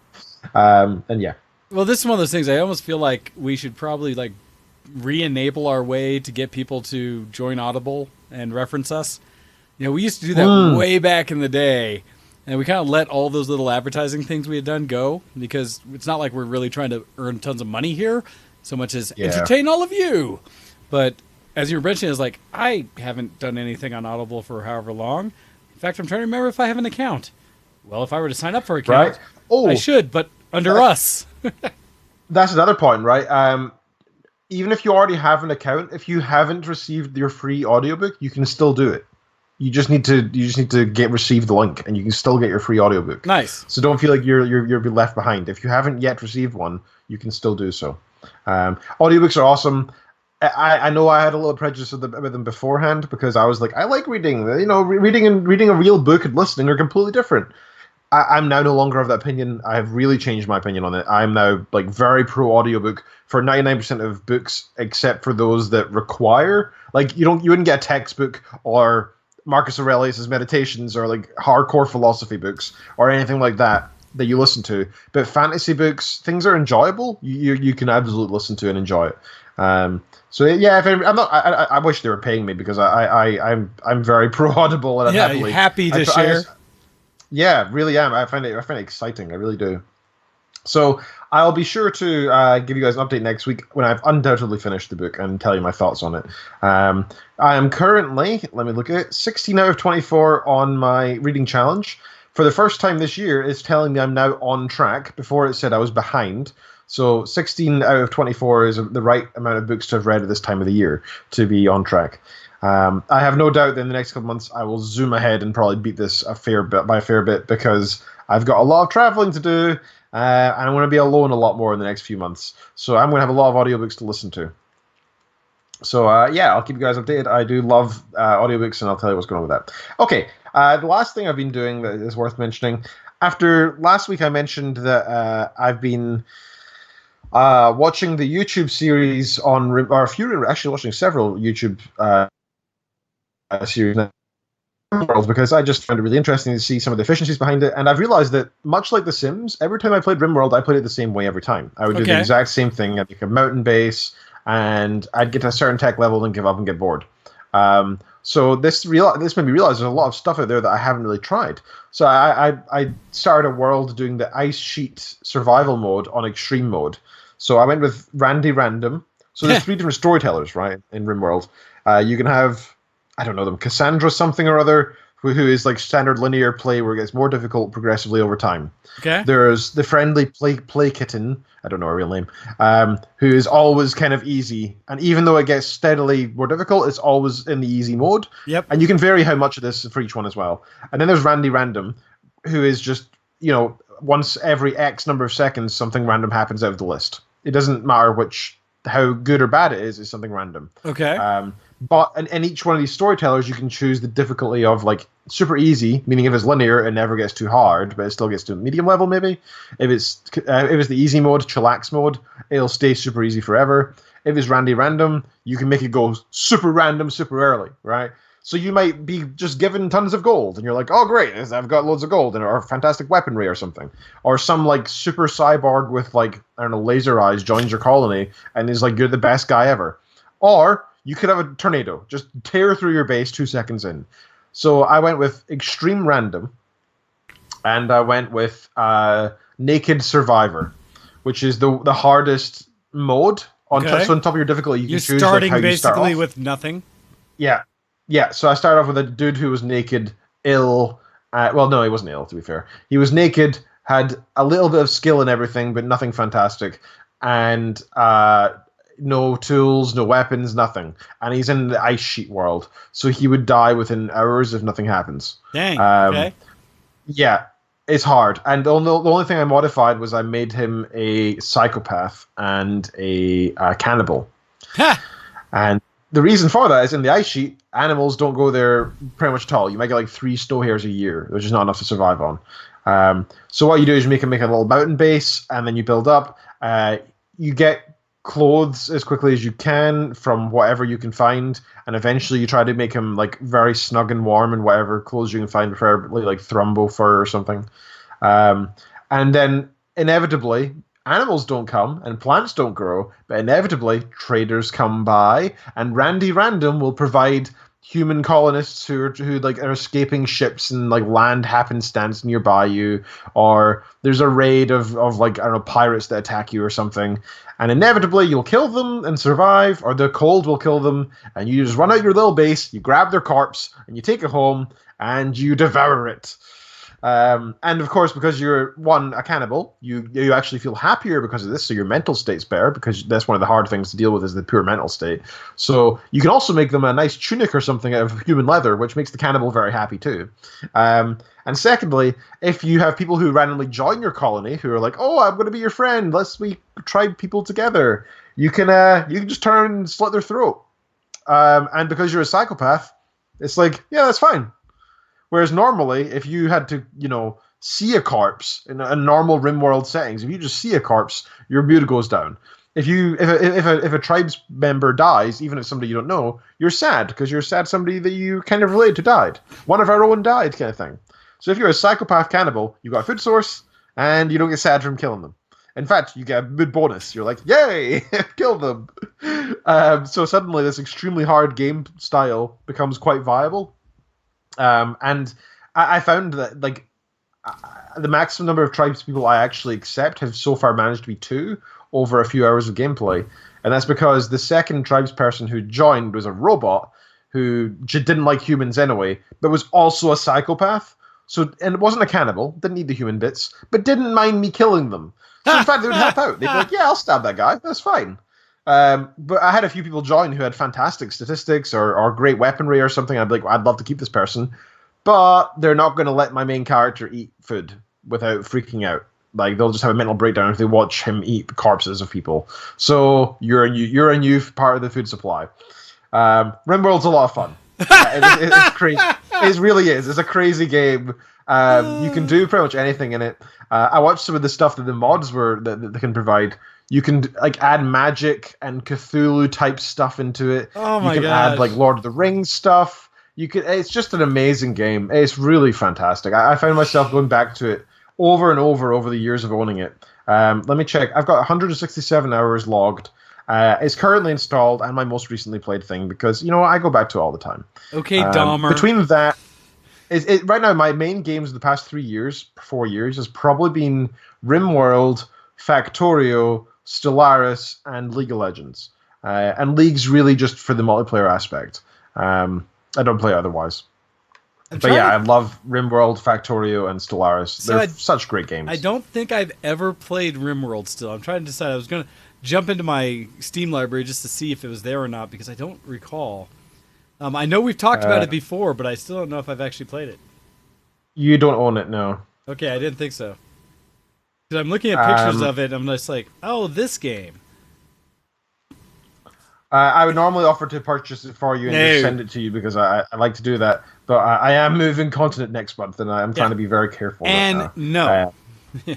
I am okay. Well, hey. I have more games I know what to play with anyways. And so until I don't know.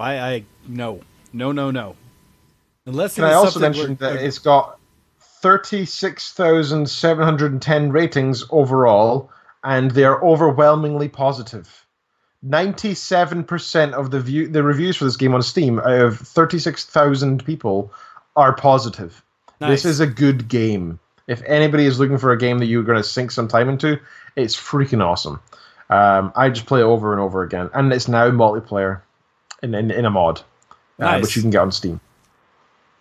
Oh, that's really good. That is everything I wanted to mention. Check that out if you want to play the multiplayer mod. I'm willing to try. I've not done it yet. I'd love to talk about it next week. So I can't play tonight, but just give me a shout. There's temptation there, but I'm still trying to figure out what it is I'll be sinking time into because I have so many things I still need to play. But there's one of them. I see what you do there, sir. No, I do need to figure out what it is I want to sink time into with people. I play too many like little minor games or stuff like that. I need to sit down. I need to play another solid like campaign single player or something. So I'm looking at finishing up more of the Zelda stuff. I did show others how they too can play Zelda type games on modern PC hardware.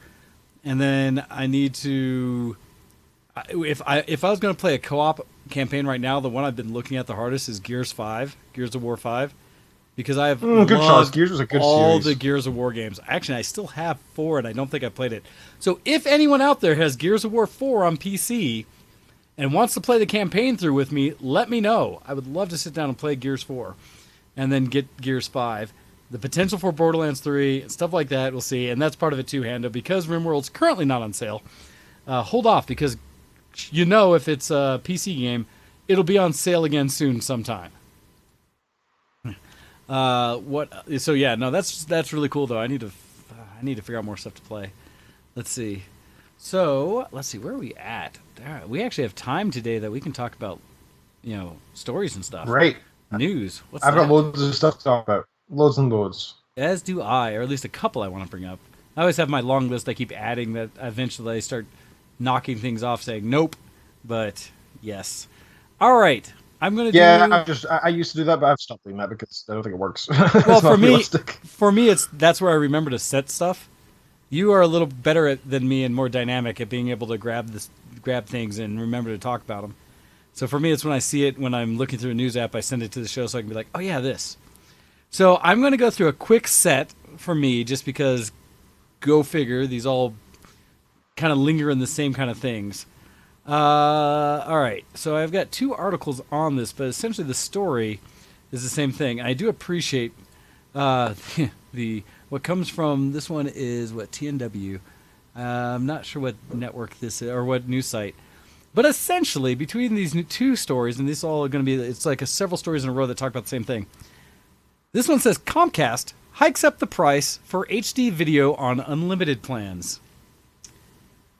And so what it says is that Comcast's owned Xfinity Mobile will now charge subscribers an additional $20 a month to stream HD video. So this is mobile carriers for your cell phone. The charge first started about a year ago when it capped video resolution for mobile subscribers to 480p. Customers until yesterday could call in and ask for the limitation to be waived at no cost, but that has gone away. The company also plans to remove the 480p streaming cap from its by the gig plan as an obvious nudge towards paying for each gigabit used. In fact, the company dropped the price on these plans, charging customers $30 for 3 gigs of data instead of $36 as it had before. These caps are shared, meaning if you have multiple lines, each of the lines pools the allotted data. Those who switched will still be limited. However, the plans are capped at 720p streaming on phones and 1080p on tablets. Comcast, for what it's worth, blamed the restriction on Verizon, the network it uses to provide service to customers. Anyone who sticks with an unlimited plan should know that the speeds are throttled after 20 gigs each month and that hotspots are permanently limited to 600 kilobit per second. And basically this all stems off of, and the other one says that joins Verizon the same thing. It's basically an article saying the same thing, speaking out more about it. But this is all relative to other thoughts about, go figure, Wayne's broken record, net neutrality. You know what? I'm at the stage where, since it's already gone from the US due to people not rising up enough, good. I hope that the companies do this, because this is the only other thing that we can do. Is I hope that it gets bad enough that people will, notice now that this stuff's happening. Here's the problem, and I'll get into this other article that talks about kind of the similarity to what you're saying. The companies are smart, as much as they are terrible, because they're doing everything they can to get as many pennies out of us as consumers as they possibly can. Go figure, they're publicly traded companies that are there to make profit. But, and I constantly throw back at people, never believe that any corporation that's publicly traded is doing anything for the benefit of humanity. It's doing it for profit. But my problem with it is they have been doing this little erosion of consumer rights and protections, and they've waited for that erosion to get in there pretty solid before they're now starting to implement some of these changes to allow them to really get ahead of people's data usage. And that's the problem, is people have kept coming out saying, oh no, you guys were bitching about net neutrality, but look, it got repealed. It's been a couple years and the internet has not exploded. Why y'all mad? What are you thinking about? And so here's an article that talks about it to a degree. This one from TechDirt says, one more time, just because the internet didn't explode doesn't mean killing net neutrality was a great idea. It says, by now we've well established that the FCC ignored the public, ignored the experts, and ignored all objective data when it killed net neutrality rules at the behest of telecom monopolies. One common refrain by Pi and the industry, and many folks who don't understand the broken telecom market works, is that because the internet didn't immediately collapse upon itself post-repeal in a rainbow-colored explosion, that the repeal itself must not be that big of a deal. That ignores the fact that ISPs are only largely behaving because they're worried about the numerous new state-level net neutrality laws passed in the wake of the federal repeal, not to mention the 23 state attorney general lawsuits against the FCC. None of that matters to the Chicago Tribune editorial staff, the latest outlet to proclaim that because your internet connection still works, ignoring the public and letting AT&T, Verizon, and Comcast dictate U.S. federal internet policy must not have been a bad thing. The quote from the Chicago Tribune is, the FCC did vote to nix net neutrality effective June 2018. A year plus later, broadband download and upload speeds have quickened rather than slowed. Internet providers have bifurcated services into different speeds for rich and poor households. Mobile networks, too, move data more swiftly than before. Broadband investment in better technology again has accelerated, and if baseball fan Chuck Schumer has missed a pitch, blame his bat speed, not his data speed. So they're trying to basically just say that, oh, no big deal. And the article continues to say that this ignores the fact that ISPs don't want to dramatically shift their business models only to run afoul of state regulators, nor do they want to dramatically start ripping people off, only to have the FCC's 2015 rules suddenly be restored via an attorney general lawsuit. Folks writing these kind of editorials know this, they're just hoping that you don't. And meanwhile, the claims that nothing happened in the wake of the repeal aren't even true.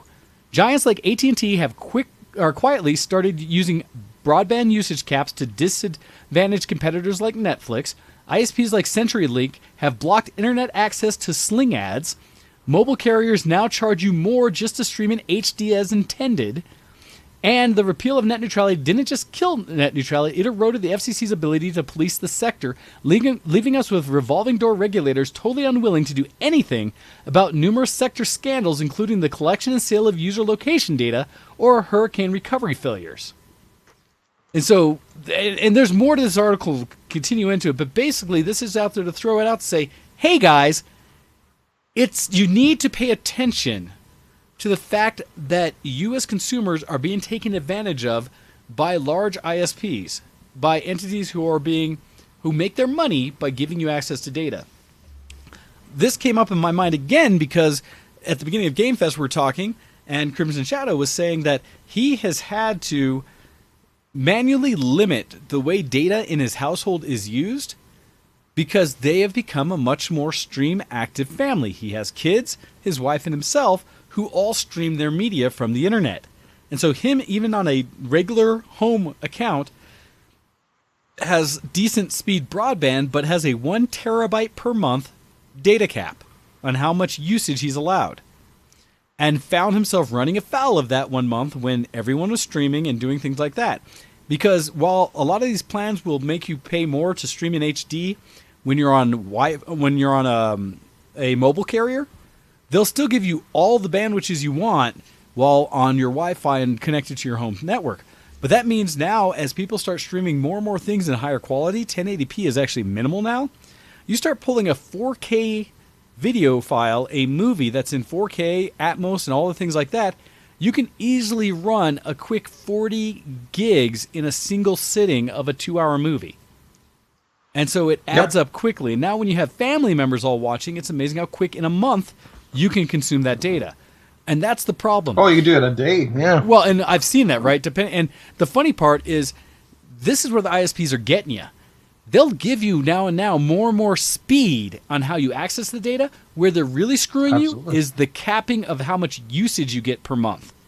Because the faster I give you access to data, the faster you hit your cap. And they try to argue, and this is the part I really want to see where the study comes from, because ISPs constantly say only about 1 to 2% of users ever hit our data caps. And I don't believe that. Because that's the thing, are they talking... Like, that's the thing with stats, though, right? You can always bend them in funny ways. Oh, absolutely. Like, if you say 1 to 2% of our users only ever hit their cap over the past 15 years since we opened. Right. Right, that would be... Well, yeah, probably, because back then caps were really hard to meet, and they were unlimited caps. They didn't have, all these things. Yeah. Right? And so, yeah. And they're claiming these things on purpose right now because they're getting people locked into these plans and not when people have an opportunity to start crying afoul and saying, I don't think that's right, I don't think that's legal. And so people are just accepting it because they're kind of like, oh, it's no big deal, you're right, I'll never hit that cap. But when I have everyday average families now that I know personally who are starting to hit their caps and have to pay more, or what Crimson's doing in his household is he is now artificially limiting the data access within his own Wi-Fi to those mobile devices so his kids can only stream at 480p. He's doing the same thing that mobile carriers are doing to their people so that he doesn't hit his usage cap in a month. Understandably. You want to save money, right? That makes sense. Yeah, and he went and bought a new router so that he would have something to better manage and know how much data he's using. All of these things that are just should not be something a consumer has to even worry about. Do you want to know something funny? What's that? I've actually accidentally come across a loophole in this system. So because I'm coming from the UK to Michigan, I was looking at my how with my phone I was going to be able to do like what I'm going to do with my internets, right? Because right now I've got a year left in this contract, so I was like, crap, am I going to have to just pay it off early? What am I going to do? Turns out that the Vodafone UK have a Vodafone Max, it's called.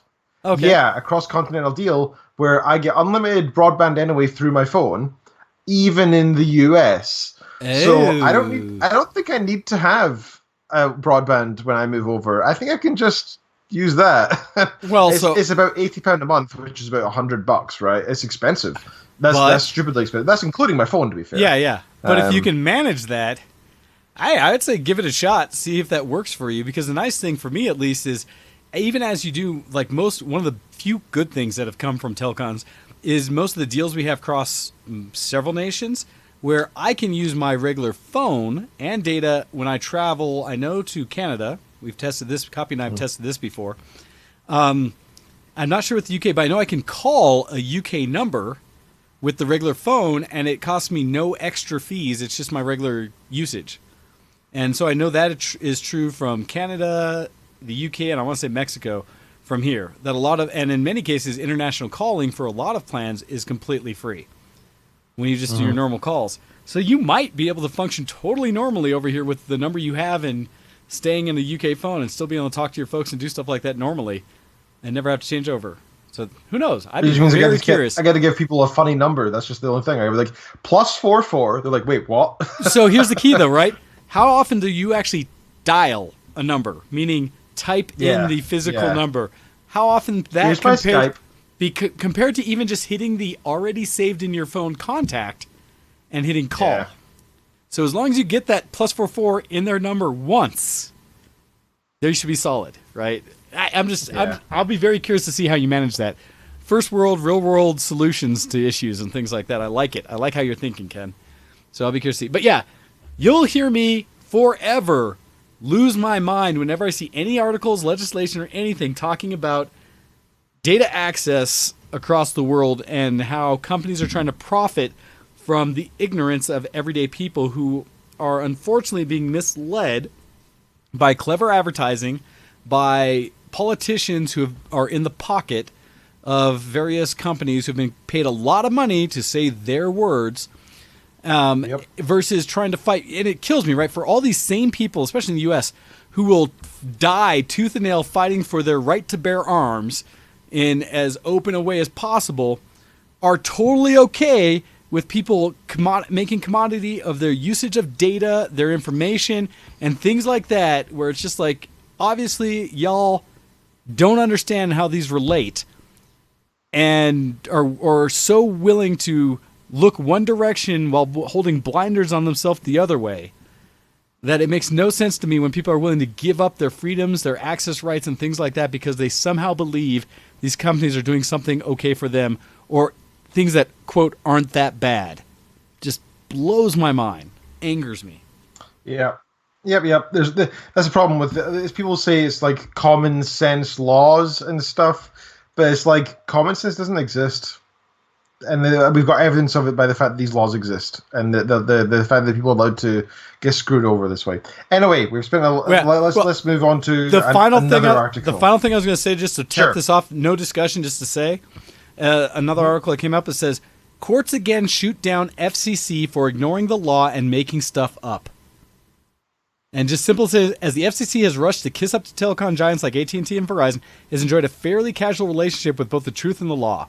The agency's repeal of net neutrality, for example, has hinged largely on the idea that modest rules devastated sector investment, something that data repeatedly disproved.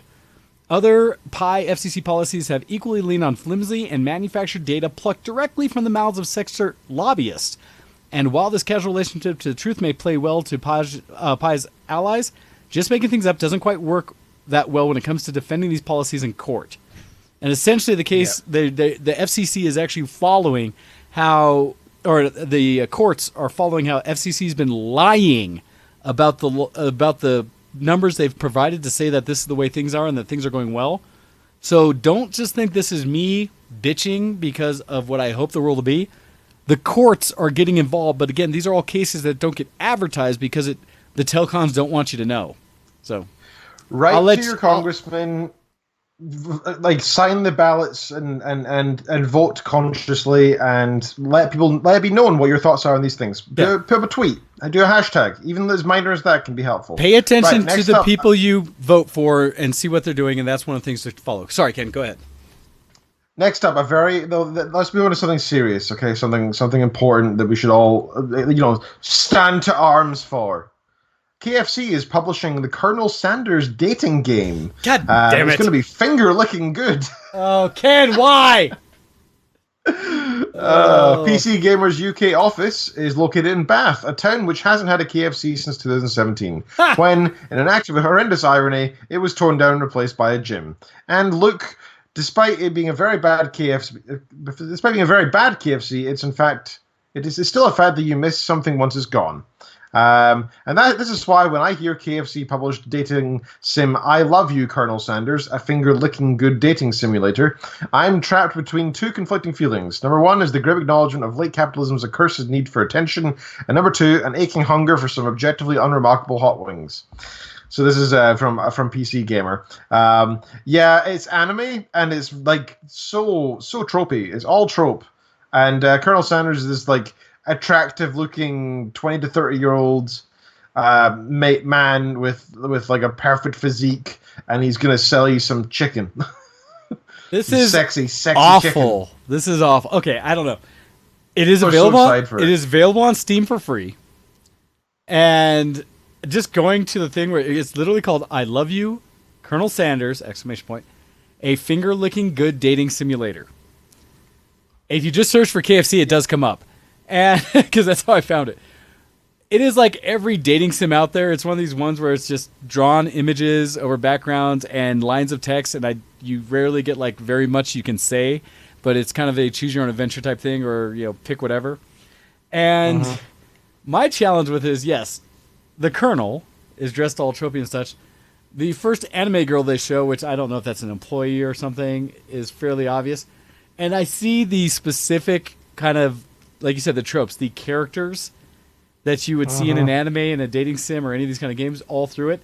My worst ones is when I click and see that there's Professor Dog, which is a corgi in a chef's outfit. And the next image, which shows another character that looks straight out of JoJo's Bizarre Adventure. Like, not even kind of, but like one of their main characters. Like it was stolen from one of the more popular animes in existence. Oh, God, this hurts me. How humanity has fallen. The depravity of capitalism that is deep within the heart of society pervades both the west and east of our nations. Now, I will give credit, though. I love how fast food restaurants, their advertising wings, have expanded to understand so many diverse audiences compared to what they used to. And I hearken this back to everything from the meme wars that you get from them that are talking about like the things where someone will tweet something and the other fast food, things will go out there and respond, because there are famously some that are just vicious. Wendy's has some of the best like Twitter rants and things back and forth from any company. Yeah. I love that they're good. Like, don't get me wrong. Like, at least there's some humor coming out of this modern day post-apocalyptic capitalism crap that's going on, right? At least we're getting a laugh out of it, but it's almost like an ironic laugh. It's like, people are dying from heart disease. But that's kind of what it's like. Well, no, there's lots of ways you can say that with it, but I give that to them for being a Twitter and giving that access to their public-facing accounts like that to a creative person who understands it and understands their market, and they're willing to let them run with it. They're just hiring like 15-year-olds, like, you know what you're doing, and then they're like, oh, let's meme. But it's done well, right? And I've loved the creativity that Arby's has put out, because they've actually done a whole ad campaign thing on social media and stuff where they make images from their boxes and cartons and food and stuff like that are almost always either anime or gaming themed. Total geek stuff, and it's really high quality. So I'm kind of like, all right, I give you guys credit for this. So the fact that KFC somehow in their realm officially created a dating sim, I almost would love to have gone back to whatever their marketing CEO type language, whoever approved this decision, and just want to sit back and see how that played out. Hey, boss, we've got an idea. How about we create a dating sim with the Colonel? And how the old execs look at it like, let's do it. I would love to have seen like how that whole thing happened, and our chat is being invaded. Japanese. Well, that's the thing. It wouldn't work in the US, right? They'd be like, let's make an anime dating sim. People are like, what the hell are you talking about? Get out of my boardroom. Clearly this happened in Japan's KFC boardroom. They're like, anime dating game, and the CEO of the Japanese sector of KFC was like, I play dating sims all the time. I love anime. Let's do this, right? It was clearly like culturally, I don't think the West is there enough to do that. This is clearly an Eastern thing. You say that, but it's coming throughout Western culture. It's surprising. I mean, it's much like how the rise of geek, to the point where everybody games to some level. Everybody, like, geek is no longer, it's geek chic versus nerd. I think it's happening more than you know. Thing, though. Otaku is such a cool thing now, right? Otaku is very specifically, though, like that Japanese culture thing. This isn't necessarily a Japanese culture thing. It's a geek thing. And that's why I say it's actually more pervasive than you might normally have thought. the younger generation's like, yeah, this is how we do. And it's becoming a normal thing. It's why you have animated series like Voltron come in that have that significant like influence of the Japanese culture or the original anime style things. And we're getting more of that coming out more, I think, because it's no longer as much an Eastern thing. I think the West has really started to accept it as well. Oh no. There's more news on this. Last week, Pizza Hut Japan quietly launched the Tsundere Pizza with enough passive-aggressive love to please even Sora News 24's biggest otaku. But the Tsundere Pizza isn't the only crossover anime-inspired fast food innovation happening. Oh, no. I think it wasn't to explain the KFC one. So apparently the Pizza Hut one came first, I guess. But the Tsundere pizza didn't come. Whatever. I'm done on this story. I'm moving on to another one. They made us wait. They made a Tsundere Pizza Hut. I'm not even gonna try and pronounce that correctly. I'm really curious. Well, I also wonder like where it came out, because I put Pizza Hut into Steam and I don't see it. So they obviously failed that piece. Yeah. Right. I'm moving on to something else because this is making me feel gross. Come on, Ken, embrace. This one is also from PC Gamer, but is genuinely less of a crazy one. The new Steam library is coming September 17th. This is coming up soon. It comes with some new features that look pretty neat. Okay. So at long last, Steam looks shiny. It looks new. It looks like Netflix or the Apple TV or Amazon Prime Video. Steam has never been a pretty computer program, but a long-awaited overhaul coming September 17th brings a more modern look to the Steam library, reorganizing game pages with larger artwork, a more prominent space for updates, and a new homepage that highlights what your friends are playing and games you may not even remember that you own. It's absolutely prettier, though its facelift does make it look an awful lot like other contemporary digital libraries. Steam's best new library feature is a smarter organizing tool called Collections, which will replace the old category system. Collections are essentially Steam's version of a Gmail filter. The buzzword for Collections is dynamic. You can create a collection by choosing a variety of tags, say RPG and multiplayer and controller support, and Steam will automatically pull all of these games in your library into a category. The dynamic bit is that Steam will add any future games you buy with those tags to the collection too. So that's pretty neat. I don't know what it looks like, but I like the idea of this category system. I like being able to search by specific filters. It sounds like stuff that, the idea to sort through lists by filter has existed since 1986, right? But I'm glad that it's coming to Steam in 2019. Here we are. So I'll be curious about this because they've always had little bits. I am really not sure how I feel about this, Ken. I say it from this perspective. I don't know about y'all, but my Steam store list, library list, is something I don't like to share often because it's silly. Mine currently has 460 things listed in my library. Yeah. I'm going to be really curious to see how that shows up. That sounds like it's going to be more useful to you, though. Like if you can do it by SmartView, and you can say, "Hey, categorize these things these things I care about." I literally just list all of my games down the left side in the normal list. Me too. And the main screen's there just for when I click on the game to see what it is. So I can see how it could be used better. But okay, I'm afraid. I don't know if it does. I don't know if it has this feature, but how cool would it be to say all games that I have previously played with friends that I have on Steam, put in this category, right? Because then on gaming nights, we just click the gaming category, boom, all the games we care about there, right? Admittedly, it would be nice because right now all I can really categorize is favorites versus everything else and genre. So it would be nice to be able to create your own custom categories. Because yes, it doesn't have that. But what you can, it does have. You can sort it by 5 different types, and each of those have subtypes, right? So you got number of players. You got play state, as in whether it's installed or unplayed or played or installed locally or whatever. Genre, features such as trading cards. It's got workshops. So it's got DLC. Custom mods and achievements and stuff. And then there's finally hardware support, so you can say, does it have VR, is it a controller? So you can sort by like, oh, I'm in the mood for something that's kind of single player, but I want to play on my controller because I want to sit back on my couch, and obviously I want to be able to play it now, so ready to play, and so on. Or like that's pretty neat. I wish personally that it had like a turn on advanced filters and like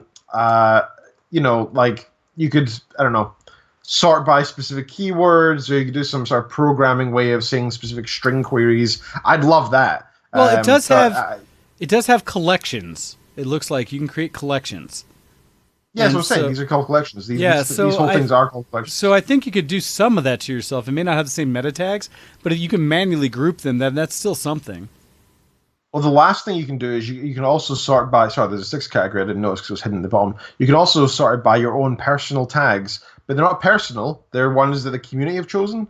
So if you want to look for like comedy, but then the community has dubbed something as being called comedic, you can categorize by that. So it does look pretty neat. I'm looking at the screenshot of it right now, actually. It looks pretty... It kind of looks like the Steam full screen, but not quite as annoyingly Windows 10 touchscreen, that kind of crap. Windows 8 start menu kind of thing. It does look a bit more PC-friendly mouse and keyboard. Yeah, well, this might be something I'll take a look at. Maybe I'll do a little review of or something for the show. I'm curious because I in a way, old curmudgeon Wayne is looking at this just like, don't change what I love, I enjoy this. But at the same time, I realize I do have a lot of wasted space in the client and can probably use it differently. So maybe it'd be nicer. We'll see. I'm also fearful that it'll start looking more like the Epic Store or all these other launchers for what they are. As long as the functionality stays and maybe it's able to clean up a little bit and we have some more flexibility, I'll probably enjoy it. So we'll see. Yeah. But yeah, okay, we'll see how that goes. I'll be curious. I'm just afraid, partially because I have so many titles in Steam. I'm just fearful that one, it may make me feel worse because I'll realize that. Dude, or they're not gonna try and put down people who spend more money on Steam. For God's sakes, they're gonna be, if anything, make it better for you. That's their first priority before anything else. So the last thing I want to mention, and I know we are over time, but I feel like this is... We broke at the beginning. You got a moment. Yeah, okay. This is not pressing, but I feel it's quite important. Netflix has accidentally posted The Witcher's release date for the TV series. So The White Wolf is out the bag, and we may now have... This is from PC Gamer. We may now have a release date for Netflix's Witcher series. Social media accounts for Netflix Netherlands revealed how long we have to wait for various shows, most notably The Witcher. According to the now deleted posts, which shows that they shouldn't, is probably realistic, The Witcher will appear in 97 days from September 11th. That's December 17th. So just in time for the Christmas break, we can sit and watch The Witcher as it comes out. I hope probably episode by episode, but I don't know if it'll be all at once or what. Netflix is usually all at once. Yeah, well, we'll see. We'll see. They have done some stuff episodically, and I'm excited. I hope it does come out. I hope it does come out on December 17th because I really like the Witcher game, Witcher 3 specifically, but 1 and 2 I did play a little bit of and thoroughly enjoyed what I did play. And I'd love to see more of this world and this. It's nice to see this dreary version of a fantasy world because most sort of are like, oh, there's a cool adventure and there's magic and it's cool, but in reality, medieval England and that sort of era, or medieval Europe in general, it's pretty crap. There's disease and sadness everywhere. People are dying, and if you add monsters into the mix, it's not going to get better. It's not going to be suddenly everybody's happy because the wizard showed up to save everybody. Instead, it's going to be like, oh, it's just crapper. We're dying from disease. And we're getting slit the throat. And I can't walk down the road. That's what happens. Oh no, it's funny. During the Minecraft tour, we talked about that a little bit. As one of the things that John talked about was in creating the physical representation of the world. He started having to actually consider real life in that time frame and how it would interact. So where are water sources for different towns, and kind of the environment around them and how that would affect them. And we talked a little bit about that. It's the same jokes I bring up about whenever people talk about any kind of post-apocalyptic society or something. Oh, we need to go back to the days like medieval times because, chivalry and knights and kings. And I'd laugh because it's the same thing with like zombie apocalypse. Oh, we need to cull the herd because there's so many dumb people in the world, right? And this and that. I always joke because I say The problem is whenever anybody brings that up as a thing they want to like a solution to overpopulation, or just when they have angst about dealing with humanity and people in large forms, they always assume they're going to come out on top in one of those situations. That in a zombie apocalypse, they're going to survive and not be bitten and somehow flourish in that new world. That if they were in medieval times, they would be the king, the knight, or the prince, not the common peasant who is fortunate if they have enough food, right? Even if you look at history, it doesn't really matter if you're a king or a knight. You can still catch the weird, horrible diseases and die in extreme pain. Absolutely. Right? This is not... The secondary thing I bring on, because people love to see the fantasy of what we do when we go and we LARP, when we go to medieval fantasy things, when we read sci-fi and stuff, or just other kinds of experiences that make it look entertaining, is for all those people who've never shite in a chamber pot and then had to throw it out in the morning. Maybe think about that. I always talk about like having running water that I know is generally clean and not having to defecate outdoors in a barn or something like that, or in a box. Having a non-porous structure to live in, so that the wind when it's cold outside doesn't just instantly sap all the heat from inside out.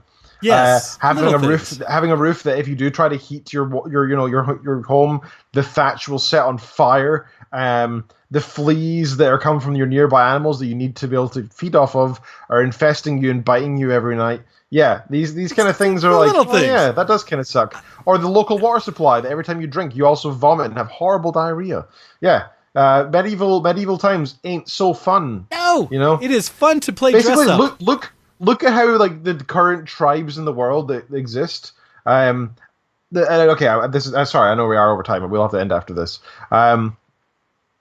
My current research project is working with let me see if I can pull it up. Actually, it's a really. I'd love to do the whole PowerPoint. I would love to take the hour and explain it all fully because it is quite fascinating. Coming to you in the future, a in-depth analysis on a off-scheduled special edition of Show X. I plan to do more educational stuff at some point through our little network. That would make me very, very happy. What's that, Doctor? None of that. So basically, there's this region in Guyana, South America, called the Rupununi wetlands. And there's Aboriginal, well, not Aboriginal. There's tribes, indigenous tribes there who, up until 2 generations ago, had never contacted, the real world, as we would call it. So they had to go basically from the primitive age into the cyber age in like a couple of generations, and it's had a huge number of impacts on them. Most importantly, being that their water sources are now being infected with pollutants from local mega farms that have been which were created by cutting down the forests that they've lived in for generations, and killed off their food supplies. And now, because the local predators don't have their normal food supplies, local predators are now invading the villages and biting the arms off of children and such. Like, there's quite a lot of children walking around with, like, missing an arm or a leg because the crocodiles came in because they were hungry because they had nothing else to eat. And a whole other slew of problems, including psychological problems with the fact that these people, were quite happy, then their homeland was destroyed, and also now the government is trying to totally not trying to kill them. Yeah, the government is not trying to kill them. All right, of course not. I would never say that. So yeah, all this crap's happening to them, and it's absolutely horrific. But they're kind of experiencing, what the world is without technology and without modern living. They're trying to live as a tribe, and the world is just crapping on them, and it's horrific, and it's so bad. And my current research is using satellite imagery to work out the chances of malaria infecting them if they drink from certain water sources over others, from specifically very small water sources that are hard to detect by satellites. Ooh, you're doing GIS work. I am. That's exactly what I'm doing. These are things we should talk a little bit about that. Not on the show. Yeah. So, no, of course not. But that is exactly what I'm doing right now. So yeah, like this kind of stuff is very important, and people are like, oh, I want to go live in this medieval time, but they kind of want to do it with their current knowledge and expertise, and they can bring a toilet with them. And yeah, and maybe like a horde of cleaners and maybe a house, and so on. Like, yeah, I guess it's not so bad if you had magic, right? Read that book I'm reading. It's pretty much the story. Yeah. Anyway, I think that's everything. Thank you so much for hosting the show today, sir. I very much appreciate it. And know everybody, yep, good times having you. Good times. Thank you all for listening in. And we will be working on, in our spare time, kind of going to what we displayed last week with our little 404 error, as we try to freshen things up and provide more to the quality of Show X. Quality. And so thank you all again. Ken, could you lead us out properly? You have been listening to Show X live on Twitch and on YouTube. You can send us an emails to showx@vtrussians.com. You can tweet us at VTWShowX for the show, at DocDead for Mr. Wayne here, and at Dr. Ken Reed for myself. You can also support us on Patreon. Go to patreon.com/VTW. Patreon.com/Showx. You can also find us on Facebook. Search for Show X. Just Show space X. That we actively post our news there and such, like multiple articles a week. If you want a nice aggregator of interesting gaming, tech, and whatever else we find damn well interesting kind of news, you can check us out on our Show X Facebook for a weekly feed of that stuff and maybe an early highlight of what we talk about. You can also, that's most of it really, reddit.com/r/showx for post-show discussion as well. That's where we recommend. And take part in the gaming night. They'll take part right now. I will not be taking part myself because I've got to go off and do stuff. But to be honest, I was saying the reason is that I was saying to Kitten, I'm only going to be here a few more weeks before I leave. We're trying to squeeze all the time out we can with friends and with each other before we're apart for a few months. Yep. So I'm not taking part in gaming nights myself, but I highly recommend you do, because I want it to be a goddamn thriving community in the gaming nights when I come back. So that because I'm going to have a couple months of all by myself in the US. I'm going to need my gaming chance pals. to invigorate. So be ready. Yes. Thank you very much, Ken. Thank you. And thank you all for tuning in. I will be in and out real quick throughout because I still have guests here in the house. And so I definitely need to attend to them, but will likely come and make my presence known on Discord again for all of you who want to continue the discussion and gaming and the community there. Please do. And with that, we will look forward to checking you out again next week. So thank you all for listening in, and we are out of here. Goodbye. See you next zombie.